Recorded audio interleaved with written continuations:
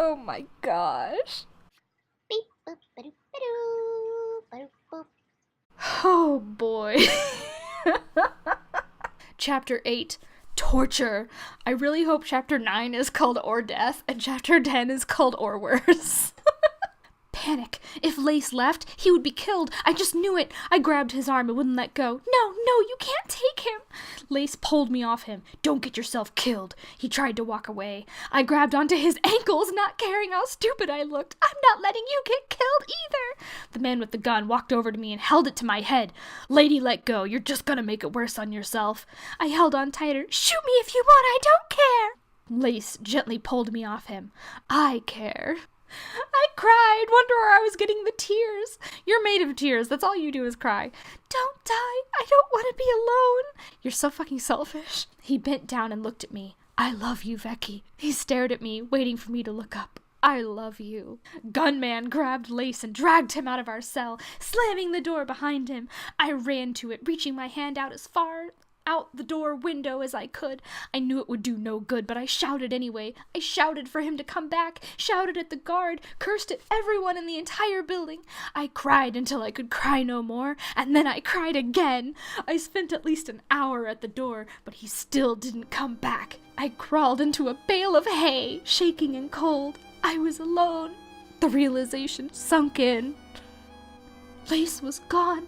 After what he did to Jeremy, there was no way he would keep him alive.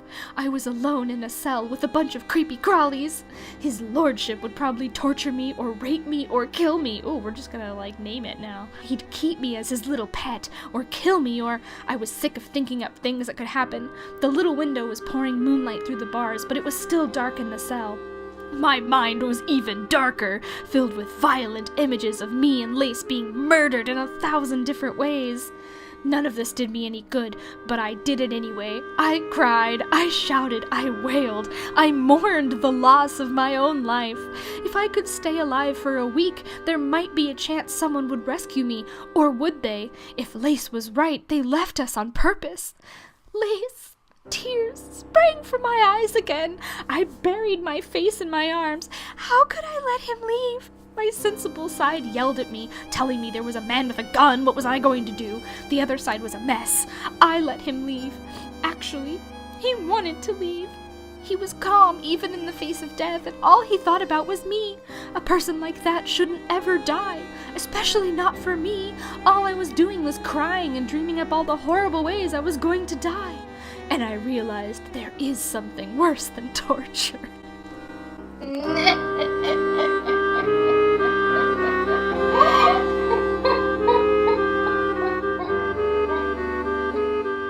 There is something worse than torture. Reading this. So what's worse than torture is being left alone in a room to cry. Honey, I think torture might be worse than that. Number 9. Bang! Lace took my hand and we crawled out of the ground. We walked around topside, helping our family and friends out. We all walked around in the sunshine, our bare toes in the grass. We smiled and laughed as we locked up the hatches. We would never have to go underground again. I woke up to hard stone floor, damp hay, and rats sniffing my toes. Okay, I was like, what the fuck? I sat up quickly, staring into the darkness of my cell. I don't know how I fell asleep, with all that was pressing on my mind. Or maybe that was just it. The stress drove me to sleep. I wiped the crust from my eyes and looked out the window. The sun was coming up. I survived day 1. 6 more days to go. I heard movement outside the door, and it slowly creaked open. I was too tired to be scared or worried. If death came for me, so be it. A short, fat man poked his head around the door. Hello? Are you awake? I got up and walked over to the door. Oh no, you can't leave. He half closed the door. All I could see were his hands. I'm just here to give you food. Food? I had forgotten I was hungry. My stomach growled in response. He smiled and handed me a bowl. I looked at it. It appeared to be a soup of some kind. It was just like you would imagine prison food. It looked disgusting. I love how instead of describing things, I'm just like, it looked like a medieval castle would. It looked like a dungeon would. It looked like soup would. The man cleared his throat and whispered quietly, "You're a groundling, aren't you?" I nodded. "I have much to tell you, but I can't tell you now. I'll see you later tonight at your window." He quietly closed the door and left. I stared into my vomit in a bowl and walked over to my hay bale. Good grief. Much to tell me. What could there be to tell? Unless he knew what happened to Lace, or if he knew how to get out of here. Great. He left me with more tormenting thoughts. Surely that's better than, the 10,000 ways you could possibly die. More footsteps down the hall. It opened again. This time it was the same large man with a gun. I glared at him. He said, "Your turn, lady." I tried to keep myself from attacking him, knowing I wouldn't win. He held the gun to my back, not bothering to bind my hands. He thought I was harmless. I think he was right. I tried to come up with a plan as we walked, but my brain was too busy panicking to come up with anything more than running for it. That wouldn't work. I'd get shot. Thanks for spelling that out. We turned around a corner, and I heard a voice call out, "Hey, Jeff, who's that?" "Just some stupid girl Lord Jeremy wants to see." He was turned away from me. The gun was pointed slightly off me. I elbowed him in the stomach and ran as hard as I could. After he caught his breath, he pointed the gun at me and pulled the trigger. Bang. That's why this chapter is called Bang. In case you were wondering. It's because someone shot a gun. Dun, dun, dun. I feel like I've stopped roasting this now and I'm just enjoying the drama of it. Chapter 10. How many chapters Oh lord, there are 28 chapters to this. Hello, darkness, my old friend. Okay, chapter 10. Say cheese. I screamed. The bullet went into the wall a few inches from my head as I ran into a doorway. I slammed the door and leaned against it, breathing hard. My heart was pounding in my ears. I closed my eyes to keep from passing out. I slid down the door and felt the cold tile beneath me. I traced my fingers through the squares and listened for footsteps outside the door. There was nothing. He wasn't chasing after me. Maybe he thought I was dead. You were running down a straight hallway. I'm pretty sure he saw you turn the corner. I slowly opened my eyes. I probably would have been safer with the guard. There were sharp metal tools all along the sides of the walls, with a chair in the middle. Blood stains were all over the floor and the chair. I choked down a scream, realizing I had just run into some sort of torture room.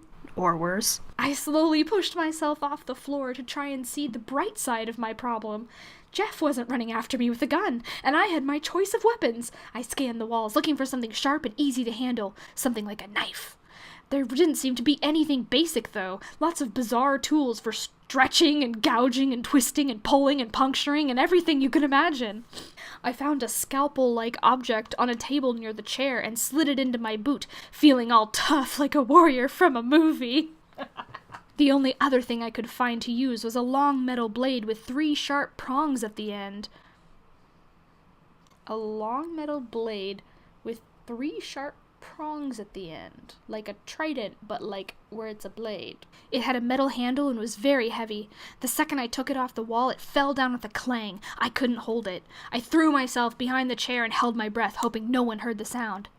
No one came. I was grateful for the thick rock walls. I looked about the room, looking for a window or something to escape from. I scanned the ceiling for an air vent or something I could possibly crawl out of, when I saw a treasonous white object. A video camera. It was staring right at me. I walked a little to the right. It turned. I walked a little to the left. It turned. No! I fell down to the floor, sobbing. Gosh, this is all she ever does. I wondered how much it had seen. I knew why no one was following the sound. They could see me. They were probably coming to get me. I threw down the blade and fell to the floor. Didn't she already do that? Tears about to fall. Isn't she already sobbing? I tore my fingers through my hair, wondering why nothing was going right. I looked to the side, and I saw a pile of clothes. On the top was a black jacket, torn, ripped, and stained with blood. My entire body trembled as I reached for it. My skin ran cold, and I held it in my hands. It had definitely belonged to Lace. On the right side of the chest was a yellow badge with a brown bag on it, the sign of the looter. I touched the shoulder. It was still a little damp. I hugged it to myself, swearing to kill Jeremy. I cried and cried and cried, not caring if the camera was watching or not. I put my arms through the sleeves on the jacket, even though there were tears on the sleeves, and even though it was frayed and bloodied in places. I was already a mess. It didn't matter if I got messier. It doesn't matter to you that you're smearing his blood all over you? You said it was still damp when you picked it up. There's blood all over you. I reached for the blade. My fingers curled around the handle. I stood up and looked at the camera. I pointed at it. I shouted at it. I knew it couldn't hear me. You don't know that, but I didn't care. I flipped it off. I hoped whoever was watching was mad. I raised the blade and I cut it off from the ceiling. It clattered to the floor. Dun, dun, dun. This book is just like all drama. Characters, meh. Describing anything besides just saying, like, you know, it was what soup looked like. Nope. But the drama, man. I really feel like I should pitch here, like, if you enjoyed this story, I promise my skills have improved in the last 14 years. 16 years? I'm old as balls. And if you wanted to read something that I wrote that is not this trash and is much better, it is out there. Just go on Amazon and search for J. Lee James. Chapter 11. Pain.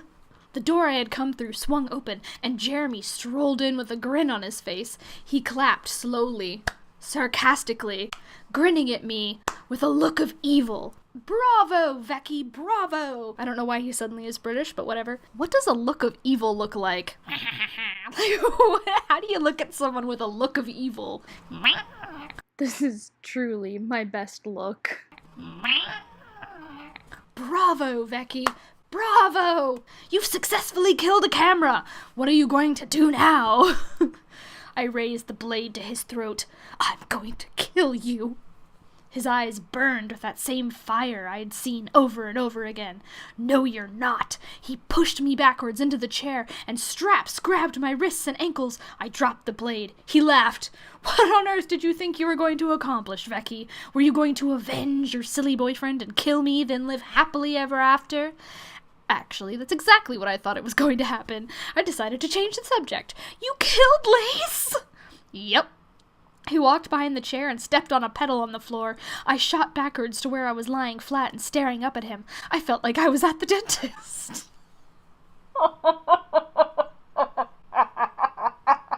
I mean, the dentist can feel like you're sitting in a medieval torture device. Since you seem to be so fond of this blade, he picked it up and looked at it. I think it'll be the first thing we use. I was determined not to cry. Determined! Oh, now you're determined not to cry. I gritted my teeth and stared at him. You don't scare me. He raised his eyebrows. Yes, I do. He got down close in my face and spoke quietly.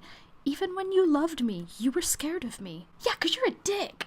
I wouldn't cry. I wouldn't cry. I can't cry. That was only because you were evil. My voice broke. I swallowed hard. I wouldn't cry. Evil? He fingered the prongs at the end of the blade. Everyone says that, you know. Come up with something more creative. He paced around the room. I gritted my teeth and let loose a tear. You're a murderer. His smile grew wide and his eyes burned harder. Wonderful. Much better. Why don't you just kill me already? I rolled my eyes. What was it that Lake kid said? Oh yes, because I like to hurt people. He pulled back the sleeve on the jacket, her jacket, took the blade and made small cuts along my arm, and killing you would put you out of your misery. I struggled in the straps, watching little lines of blood on my arm. I knew I was being a baby. Lace was dead, and I was scared of a few little cuts. I mean, you were literally strapped down in a medieval torture device. I think you have permission to be scared. He continued to make marks on my arm, cutting them slowly so I would feel the full impact of it. Actually, you're doing far worse to yourself than I could ever do. He cleaned the blade off and set it on the shelf. There, that should help you in your own self-torture.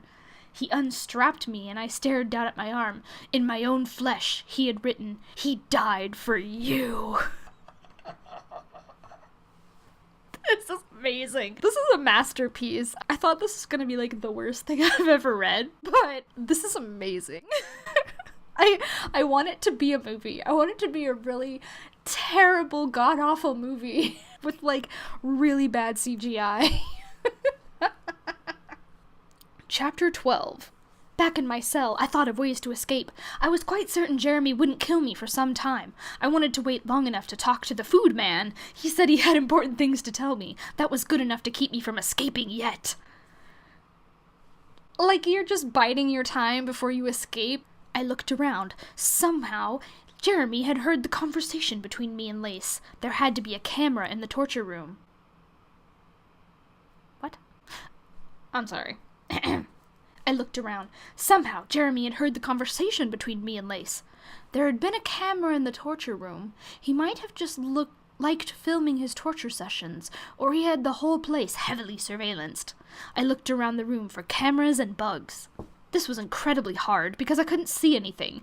I needed a flashlight or a candle or something. I looked at the window. The sun was going down and was shining nicely through the window, turning my face orange. I sat on the ground, trying not to draw attention to myself in case there was a camera. I slid my hand into my boot and felt the handle. I pulled the scalpel out and walked up to the window, appearing to be bored. I leaned up against the wall by the window, positioning the blade so that a bit of light shined around the room. I scanned the walls, the edges of the ceiling, working in a circling square. A circling square. Until I reached the right corner, a little above the window. Why, hello! I smiled deviously at the camera, then checked myself. Oh gosh, I'm going mad! I shook my head, trying to keep my brain cells in place. Yes, shaking your head is how you keep brain cells in place. And climbed up the wall. It was old, and I had nothing better to do. There were small finger holes, and my boots were sturdy and gripped well. If I could make it the extra feet or so to the window, I could stand in the window sill and possibly reach the camera. The window was in its blind spot. I had the advantage. I laughed at myself. Leviak Reinhardt, champion camera killer. Hey, it was a start. I'll have you know that the spelling of her name changed here. I piled up as much hay as I could gather to give me a boost. No use doing extra climbing that I didn't have to do. I found a hold for my toes and another for my fingers. Closing my eyes and gritting my teeth, I started to climb. My fingers screamed with pain, but I kept on going. My cut-up arm glared at me, both with its message and with its pain. I reached a hand up and grasped the ledge of the windowsill and pulled myself up into it. I took a few deep breaths and closed my eyes, leaning my head back against the rock. I peered out through the bars and looked down. I wasn't that far up at all. If it weren't for the bars, I could probably jump down. I squeezed my arm between the bars, trying to see if they would easily pry loose. No luck there. I returned my thought to the task at hand. Camera. I will have you know that my entire mental image of what a cell looks like comes from the movie version of A Count of Monte Cristo. I'm picturing his little round cell on the wall where he and the old man help climb up there to look outside. That's what I'm envisioning in this scene. I carefully gripped the wall above the window and stood at the very outermost edge. I reached as far as I could, but I couldn't quite make it.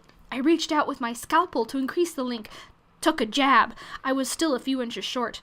I looked at the ground. I was a good 6 or 7 feet down. I looked at the camera. I thought about my options. I jumped for the camera, grabbing it with both hands and dangling a total of 13 to 15 feet in the air. I gulped. The camera was extremely strong. It wasn't breaking off. I looked at what was holding it to the wall. Just a few screws. I reached up with the scalpel and started slowly unscrewing one screw. There were 5 altogether. I felt it start to shake and rattle a little. I unscrewed another. It seemed to weaken and shake even more. I unscrewed the 3rd screw, and the entire camera ripped out of the ceiling. I fell down to the floor, and hard. I lay on the hay bale I had assembled beneath me. Taking a deep breath, I tested both my arms to make sure they were functional. I prodded my ribs, my stomach, my legs. Everything seemed to be in working order. I slowly stood to my feet when a wave of pain hit me like a brick.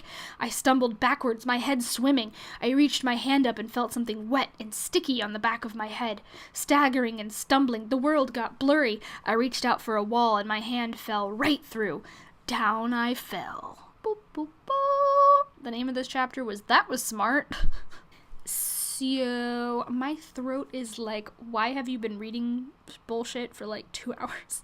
So, we're going to stop there with Leviak Reinhardt, a champion camera killer. She has defeated her first camera. Who knows how many cameras she will slaughter before the end of this book? Tune in next time for more adventures. Will she ever recover from her head wound? Is it going to get infected and she dies of gangrene because she's in a generic dungeon? What's up with the food man? Will Jeff ever be able to redeem himself? Is anyone going to notice that she is literally drenched in her and the other dude's blood just all over her? Will she find a comb and be able to comb out her hair? She could then wow everyone around her with her beauty. And she could very easily escape. We have another 15 chapters of this. Who knows what will happen next?